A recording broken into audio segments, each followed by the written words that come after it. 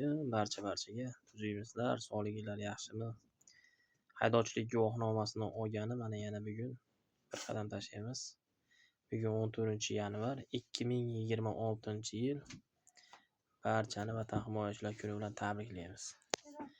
Birgalikda 20 ta test, har doimgidek 25 minut vaqt. Birgalikda Xudo xolasa haydovchilik guvohnomasini olishga harakat qilamiz. Birga bo'laylik, kuzatib boringlar, obuna bo'lishni unutmanglar. Rahmat hammaga. Qani boshladik.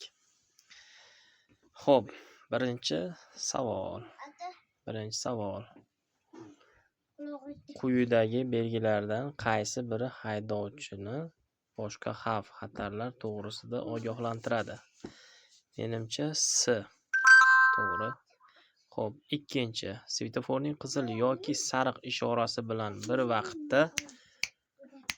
vaqtda yongan qo'shimcha tarmoqning yo'naltirgichi yashil ishorasi yo'nalishida harakatlanayotgan transport vositasini haydovchisi kimga yo'l berishi kerak?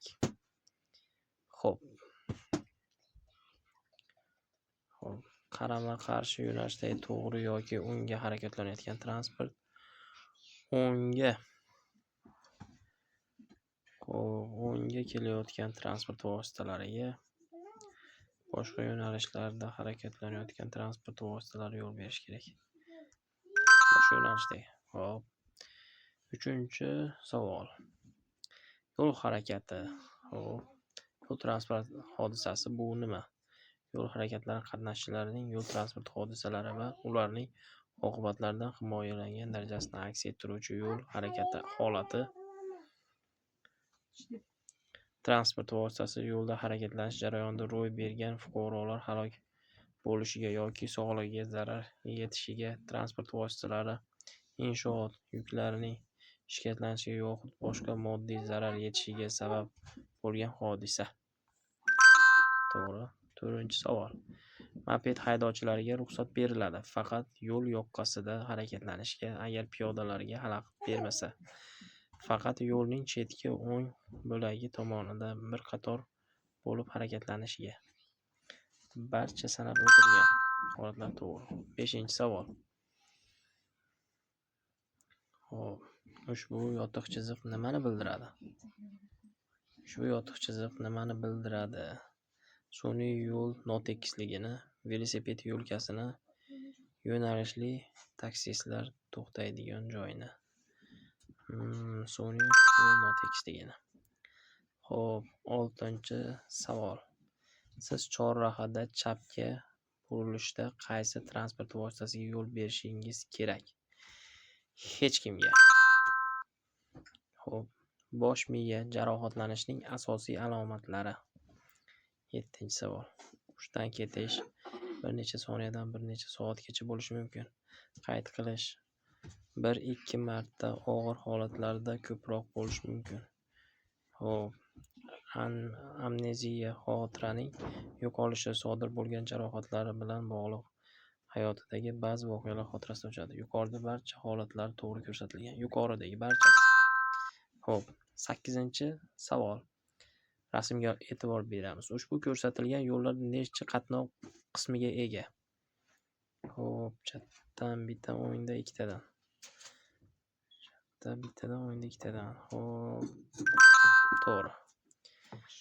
To'xtab turish, tormoz tizimi. Xo'p, N toifadagi avtotransport vositalari asli holatda qanday qiyalikda harakatsiz holatda ushlab tura olmas foydalanishi taqiqlanadi.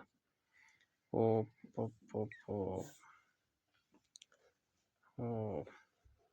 Taxminan 31% deganman. Shu esimizda qolsin. Qaysi belgi yo'lning tor qismlarida ro'paradan kelayotgan? Ajoyib. Xo'p, ko'rsatilgan yo'l belgilaridan qaysi biri taqiqlovchi belgilar ilgari kiritilgan barcha cheklovlarni bekor qiladi? Xo'p, barchasi. Voy, faqat S degan. Xo'p, bu yerda hozir biz ikkita xato qildik. 13-savol. Ushbu belgilardan qaysi biri haydovchining shu joydagi yashash yoki ishlash joyiga yetib borishiga monelik qilmaydi. B va C. C javobi degan 3 ta xato. Xo'p, qaysi rasmda ajratuvchi mintaqa bor? Yo'l ko'rsatilgan. Xo'p, rasmdagidan o'ng tarafdagisi. Xo'p, endi ushbu chorrahada kim yo'l beradi? Mototsikl va sariq avtomobil. Shu. Xo'p, ko'k avtomobil. Ko'k avtomobil yo'l beradi. Xo'p, endi qaysi belgi velosiped yo'lkasida ko'rsatadi? Qaysi velosiped? Xo'p, C javob to'g'ri. Xo'p, ushbu belgi qaysi turdagi transport vositalarini to'xtamasdan o'tishlarini taqiqlaydi? Yuk avtomobillari, yengil avtomobillar, barcha turdagi transport vositalari. Xo'p, 17-savol. Qaysi belgi xavfli yuk tashilayotgan transport vositalari harakatini taqiqlangan deb nomlaydi? Xo'p, C javob. Xo'p, endi xavfsiz oraliq masofasini ko'rsating. Bunda bizga xavfsiz bo'lgan B. Xo'p, 19-savol. Quvib o'tishga taalluqli belgilarni ko'rsating. Xo'p, quvib o'tishga taalluqli A, C. A va C javob to'g'ri. 20-savol. Qaysi belgi yuk avtomobillarida quvib o'tishining taqiqlangan hududni oxirini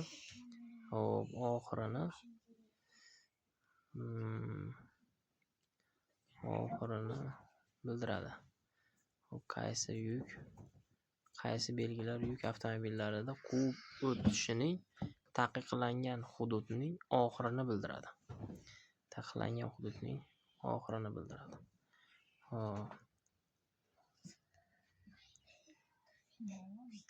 Xo'p, A va B. Taxminan A, B, C uchovsi ham bildiradigan. Xo'p, endi natijani bilamiz.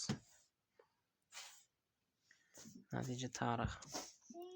Xo'p, kecha 4 ta xato qiluvdik ekan, bugun ham 20 tadan 4 ta xato qilibmiz. Keyingi darslarda ko'rishguncha sog' salomat bo'linglar.